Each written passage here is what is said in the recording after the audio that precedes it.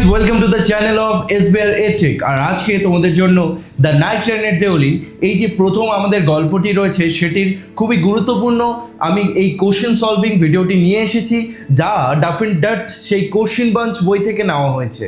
Duff and ডাটের question bunch বই থেকে আমরা যে এমসিকিউগুলো পাচ্ছি সেগুলো কিন্তু পরীক্ষার জন্য অত্যন্ত গুরুত্বপূর্ণ। তাই তোমাকে বলছি এই ক্লাসটি খুব মনোযোগ সহকারে করো এবং আমরা প্রতিটি কোশ্চেনে এমসিকিউ বুঝে বুঝে করে নেব। তাই এই ক্লাসটি করলে তোমাদের কিন্তু নাইট ট্রেনের দেউলি পুরোপুরি এমসিকিউগুলি সহজে তুমি বুঝে যাবে এবং পরীক্ষার জন্য তুমি একেবারে প্রস্তুত হয়ে যাবে। চলো তবে শুরু করি এই নাইট ট্রেনের দেউলি, যেটি তোমাদের প্রথম প্রশ্ন রয়েছে। প্রথমেই আমরা দেখতে পাচ্ছি দ্য নাইট ট্রেনের দেউলি ওয়াজ রিটেন বাই, কার দ্বারা লেখা হয়েছে? এরকম সহজ প্রশ্নতে আমরা সময় নষ্ট করবো না, এটি লেখা হয়েছে রাস্কিন বন্ডের দ্বারা, মনে রাখবে, ঠিক আছে? তারপর আমরা নেক্সটে আসছি যে রাস্কিন বন্ড কত সালে জন্মগ্রহণ করেছেন। Ruskin bond was born in the year, কত সালে? এটা হচ্ছে 1934, ঠিক আছে? রাস্কিন বন্ড 1934 সালে জন্মগ্রহণ করেছিলেন, ঠিক আছে? তিনি এখনও বেঁচে আছেন, মনে রাখবে তিনি কিন্তু এখনও বেঁচে আছেন। তারপর দ্য নাইট ট্রেনের দেউলি প্রকাশিত হয়েছিল কত সালে? গাইস, এগুলি যেহেতু স্বাভাবিক কোশ্চিন, তোমাকে জাস্ট মনে রাখতে হবে যে 1988-তে রাস্কিন বন্ড প্রথম পাবলিশ হয়েছিল, ঠিক আছে? তারপর আমরা নেক্সট কোশ্চিনে চলে আসছি, যেটি হলো Ruskin Bond in the night train at Deoli the story is in a, মানে এই যে গল্পটি রয়েছে এটা কী ধরনের গল্প? একটা মনে রাখতে হবে এটা হচ্ছে একটা ফার্স্ট পার্সন ন্যারেটিভ বা ন্যারেটারের একটা গল্প, নিজের গল্প। তো এখানে অপশনটি ভুল রয়েছে, এখানে আমরা ঠিক করে এটি লিখে নেব যে এটা হচ্ছে একটা first person narrative. Okay, first person narrative. First person narrative মানে কি? তোমরা নিশ্চয়ই গেম খেলেছো, গেমের মধ্যে তুমি দেখতে পাও এফপিপি মানে ফার্স্ট পার্সন পার্সপেক্টিভ, মানে হচ্ছে তোমার নিজের যেটা চোখের নিজের দৃষ্টিতে দেখা। তো ফার্স্ট পার্সন মানে হচ্ছে তুমি তোমার গল্প নিজেই বলছো, সেটাকে বলা হয় ফার্স্ট পার্সন এখানে ন্যারেটিভ, ঠিক আছে? এরপরে কোশ্চেনে আমরা চলে আসছি, এটা হয়েছে দেখে নিই কী রয়েছে, যে ন্যারেটর কিসে পড়তেন, তিনি কোন প্রতিষ্ঠানে পড়তেন? তিনি পড়তেন কলেজে, মনে রাখতে হবে। গাইস, তোমরা যারা ভাবছো এই ধরনের পিডিএফগুলি আমরা কোথায় পাবো যেখানে আমরা সহজে প্র্যাকটিস করে নিতে পারবো, তো ডেসক্রিপশনে আমাদের লিঙ্ক রয়েছে, যেটি অ্যাপ, আমাদের এসবিআর এটেক অ্যাপটি তুমি ডাউনলোড করে নিলে সেই লিঙ্কে গিয়ে তুমি যদি ডাউনলোড করে নাও তাহলে কিন্তু তুমি এই যে পুরো পিডিএফটি পেয়ে যাবে। শুধু এই গল্পের নয়, প্রতিটি গল্প এবং প্রতিটি কবিতা ও সেই নাটকের ইম্পর্টেন্ট কোশ্চেন্স, তার সাথে সাজেশনস এবং প্রিমিয়াম ভিডিও, মক টেস্ট, আরও কমিক বুক। হ্যাঁ, আমরা প্রতিটি গল্পের আর প্রতিটি নাটক এবং কবিতার কমিক বুক পিডিএফ তৈরি করেছি, যা পড়ে তুমি খুব সহজেই গল্পগুলি বুঝতে পারবে। একবার পড়লেই তোমার পুরোপুরি স্পষ্ট এবং ক্লিয়ার হয়ে যাবে। সেই রিডিং বুক মানে আমাদের প্রাতিষ্ঠানিক বুক, যেগুলো স্কুলের বুক পড়ার থেকে কমিক বুক পড়া অনেকই ভালো। তাই গাইস, তাড়াতাড়ি যাও, অ্যাপে তুমি এনরোল করে নাও এবং আমাদের সঙ্গে আজই জয়েন হয়ে যাও। চলো নেক্সট আমরা শিখি 6 নম্বর কোশ্চেনে কি রয়েছে। The vacation that narrator use to spend with his grandmother was, মানে কোন ভ্যাকেশনে তার দিদার সঙ্গে তিনি থাকতেন? সেটা হচ্ছে সামার ভ্যাকেশন। এগুলো নো, এটা হচ্ছে না। চলো 7 নম্বর কোশ্চেনে আমরা চলে আসছি।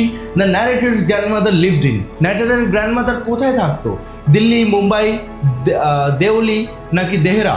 এটা মনে রাখতে হবে দেহরা, দেউলি কিন্তু না। দেউলি ছিল মাঝখানে একটা জাস্ট স্টেশন যেখানে তার মেয়েটির সঙ্গে দেখা হয়েছিল, তো দেহরা হয়ে যাবে অ্যাকচুয়াল অ্যান্সার।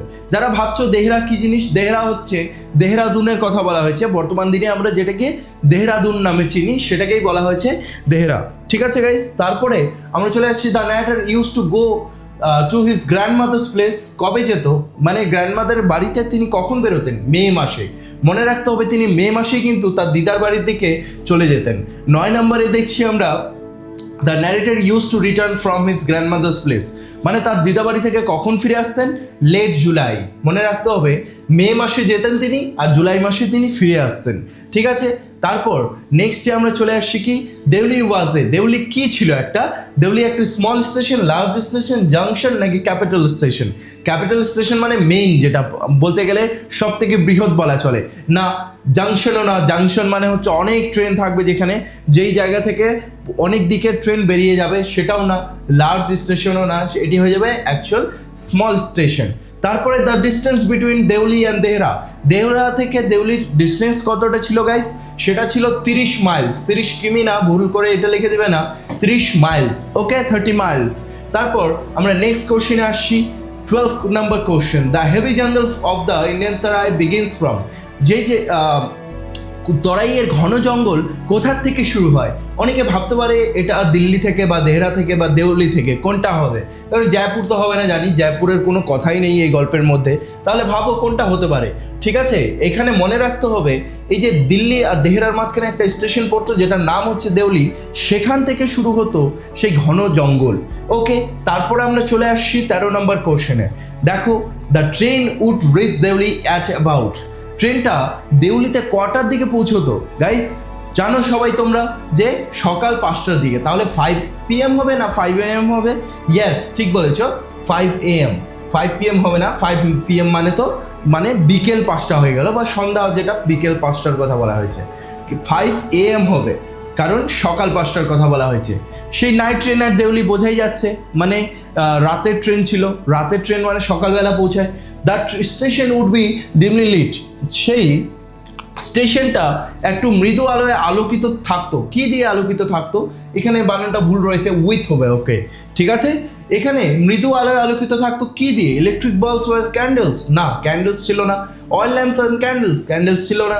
ইলেকট্রিক টিউবস বলে কিছু ছিল না।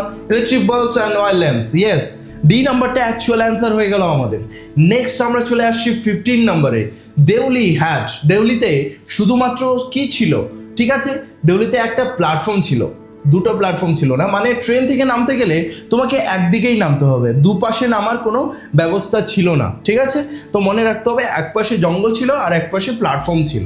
চলো এরপরে আমরা দেখে নিচ্ছি, the train stopped at Deoli for, দেউলিতে ট্রেনটা কতক্ষণের জন্য থামতো গাইস? দেউলিতে বলো, যে দেউলিতে কতক্ষণ থামতো? 5 মিনিটস, মোর দেন 5 মিনিটস, লেস দেন 5 মিনিটস, নাকি হাফ অ্যান আওয়ার? ওকে, এখানে হয়ে যাবে মোর দেন 5 মিনিটস, মানে 5 মিনিটের বেশি। ঠিক আছে, 5 মিনিটস তো একদমই না, 10 মিনিট থামতো, মনে রাখবে। তো এখানে 10 মিনিটসের কোনো অপশন নেই, তো মোর দেন 5 মিনিটসটা হয়ে যাবে অ্যাকচুয়াল অ্যান্সার। চলো 17 number, for the platform of Deoli the narrator always felt, মানে দেউলির জন্য তিনি কি ধরনের অনুভূতি করতেন? ওকে, এখানে দুটা অপশন আছে, পিটি আর সরি। আর গ্ল্যাড তো হবে না, অ্যাংজাইটিও হবে না, মানে গ্ল্যাড মানে খুশি হওয়া, অ্যাংজাইটি মানে উদ্বিগ্ন না, এখানে হয়ে যাবে পিটি। পিটি মানে কি? তিনি দুঃখিত অনুভব করতেন। ঠিক আছে, সরিটা হবে না, পিটি হবে, কারণ বইয়ের মধ্যে পিটি কথাটা বলা রয়েছে। 18 নম্বরে যখন আমরা চলে আসি, when the narrator first met the girl he was, যখন তিনি প্রথম মেয়েটির সঙ্গে দেখা করেন, ন্যারেটারের বয়স কত ছিল? 18, মনে রাখতে হবে তার বয়স ছিল তখন 18 বছর, কারণ তিনি তখন কলেজে পড়তেন। ঠিক আছে, চলো নেক্সট কোশ্চেনে আমরা চলে আসি। The girl came down the platform selling, গার্লটি, মেয়েটি প্ল্যাটফর্মে নেমে কি বিক্রি করছিল? গার্লটি কোনো চা বিক্রি করছিল? ফ্লাওয়ার ভাস, একদমই না। ব্যাগস না, বাস্কেটস মানে ঝুড়ি বিক্রি করছিল। তার কাছে বেতের ঝুড়ি ছিল এবং সে বেতের ঝুড়ি বিক্রি করছিল। বেতের ইংলিশ কি গাইস? বেতের ইংলিশ হচ্ছে cane, CANE, cane. Okay, the girl across her shoulder had put on a, মেয়েটির কাঁধে এপার থেকে ওপারে কি রাখা ছিল? মানে মেয়েটির কাঁধে কি রাখা ছিল? শাড়ি রাখা ছিল? একদমই না, শাড়ি তো পরনে হয়, কাঁধে রাখার জন্য না। সালোয়ারও নয়, অনেকে এখানেই ভুল হয়ে যেতে পারে, সালোয়ার কিন্তু নয়, তার কাঁধে রাখা ছিল একটি শল মানে হচ্ছে চাদর, শীতের চাদরকে আমরা বলে থাকি কি? শল। ওকে, নেক্সট আমরা চলে আসছি 21 নম্বরে। গাইস তোমাদের বলে রাখি, এই যে ভিডিওটি রয়েছে, এই ভিডিওটি পুরোপুরি তোমরা পেয়ে যাবে SBI EdTech-এর অ্যাপে। ঠিক আছে, আর এই পিডিএফটি তুমি কিন্তু SBI EdTech-এর অ্যাপে ফ্রিতে পেয়ে যাবে। তাহলে তোমরা SBI EdTech অ্যাপটি ডাউনলোড করো এবং সেখানে যে কোনো একটি কোর্সে এনরোল হয়ে যাও, সেখানে গিয়ে তুমি এই পিডিএফটি এবং এই পুরো ভিডিওটি তুমি জয়েন করতে পারবে।